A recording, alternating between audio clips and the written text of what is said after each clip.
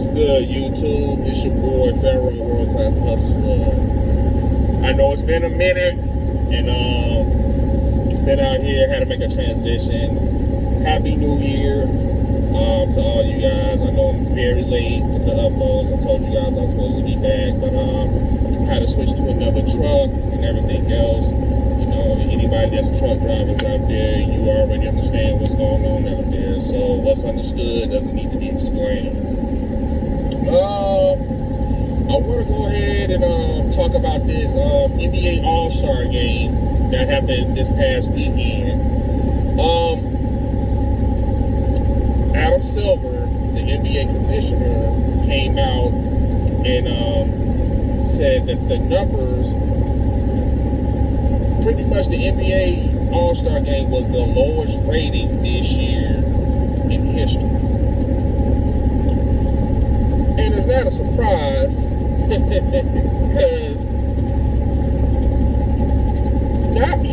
the events of the NBA All-Star game, everything like the Rising Star Challenge, the celebrity game, the skill point, the 3-point, everything is still good. I know they added on the HBCU Clash this year. I forgot who the teams that played in it. I think it was Grambling and Southern, if I'm not mistaken.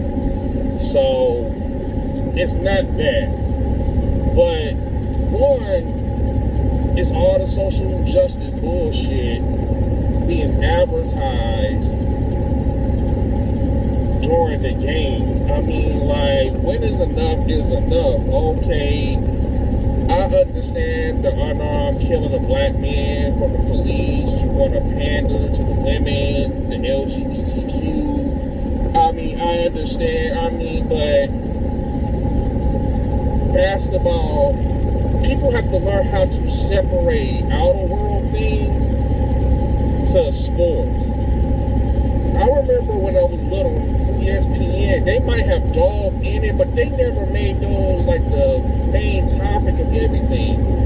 They focused on the sports, players that were coming up, injuries, who was the player of the week, who had the play of the day, or the play of the week, all that, top 5, top 10 dunks, you name it.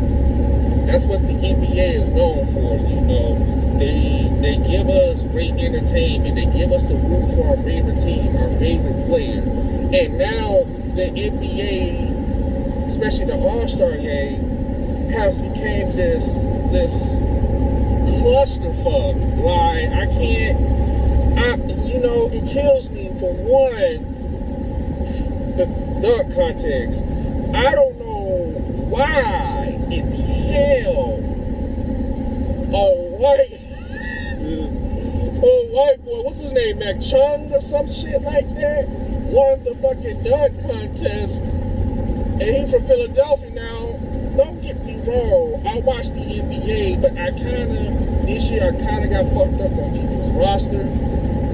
Don't know who went where or what the roster. Well, no, I do, because the trade recently, which I'm gonna get into that. The trade recently with Kyrie going to Dallas and then KD finding out afterwards that he immediately traded to the Phoenix Suns.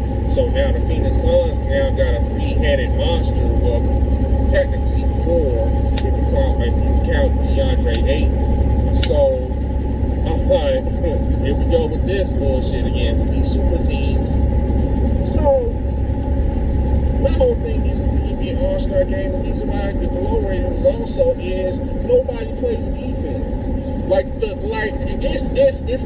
It's like you literally had 4, almost 5 players scoring 35 plus points. 4 to 5 players scoring 35 plus points. I didn't even watch the first half of it. I got to probably 6 to 5 minutes in the third quarter, and then I sat back there and I watched it. And I think now how the NBA does it is whatever is the total score, you have to go over that score to win the game. Pretty much this year the total was 184 points. Now my thing is, I can see the creativity about that, especially since they all stars. But nobody playing no defense, and I don't want to hear about people don't want to get injured or play for a meaningless game.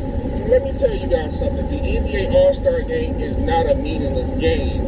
When you are a basketball player coming into the league, it is an honor for you to be picked as an NBA All-Star. Especially if you have multiple NBA All-Star appearances, and depending on how your career is, that's probably one of the things that will help you get into the NBA Hall of Fame. People don't realize that. Like, if you're not truly in the game, you wouldn't understand. But yes, the NBA All-Star Game is just as important. You can sit over here and say a player is good and da-da-da-da and never had an All-Star appearance and shit, but guess what? He ain't going to the Hall of Fame. Why? Yeah, he may be a good player, like for instance, Robert Horry. Robert Horry's a very good player. Got 7 goddamn championships. 2 rings with Houston, 3 with the Lakers, and 2 with the Spurs. But he never got voted to the All-Star game. And most likely, yeah, he's a good player. But he ain't going to the NBA Hall of Fame.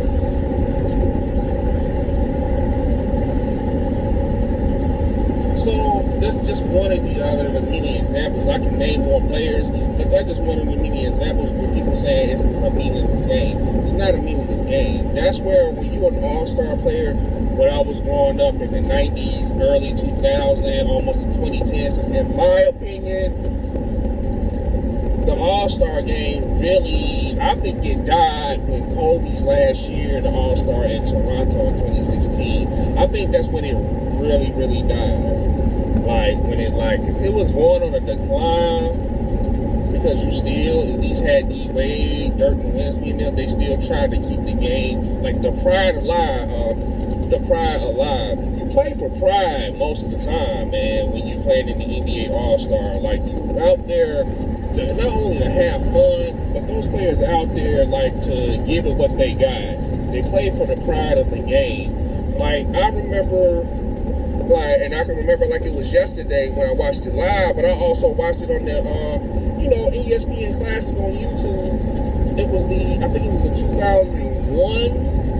It was either a 2000, I think it was a 2001 All-Star, and they used to count heads on the East versus the West. And they was trying to go on winning streak to see which fucking division or conference was the best. And I remember Allen Iverson saying, man, we got it one year when they lost,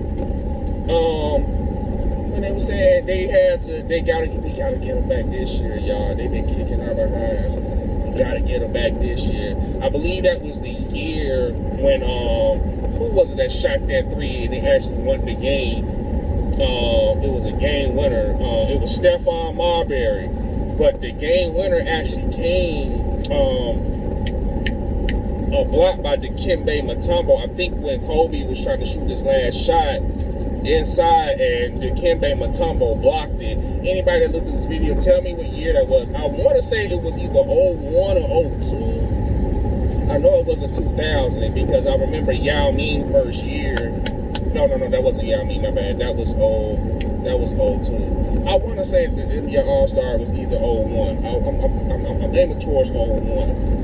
And I remember, and it was such a dope ass game, man. People, Allen Iverson, Kobe, Kevin Garnett, C. Webb, fucking Tracy McGrady when he threw the damn basketball to the damn backboard and ran and caught that bitch and dunked it in himself on some N1 type shit. Vince Carter, Steve Francis, of course Steve Nash, Michael Finley. Like I can go on and on. Paul Pierce. Like I can go on and on and on, man. It was such. They played for the pride of the game, and now it's just everybody want to jack up threes. Everybody want to shoot 20 from the feet, fucking jumpers from the 3-point line, man. Now you got even big guys. I'm like, damn, not everybody can be shooters. Like, come on now. Like, we got to have some people who can steal the ball. We got to have some people who can block. At least we need to have some people who just rebounds. Man, do you know this year, out of the total, I got to get that stat. There has been more offensive boards than defensive boards. Did y'all know that?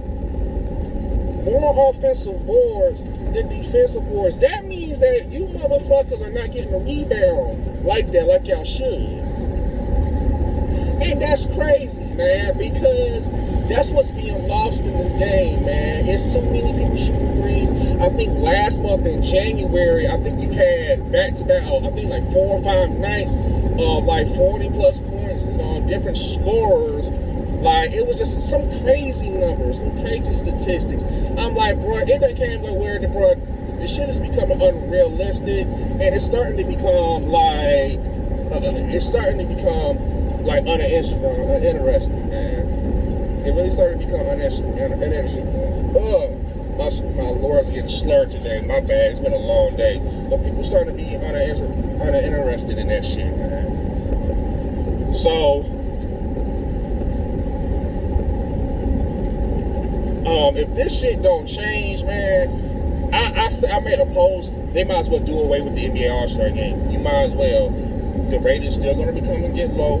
If you do not do nothing with the rules, you need to start making these players, when they get voted into this All-Star game, that they need to play defense. All this sitting over here doing one of these little pad wag on there, acting like you trying to play, letting somebody doing all these crazy dunks, shooting these crazy threes, half-point threes. I mean, I understand that some of the players are skillful, but it gotta stop. It gotta stop. And Adam Silver, I don't mean he needs to. He don't need to lose his job, but he needs to take more control, man, because really, it's starting to become a point to where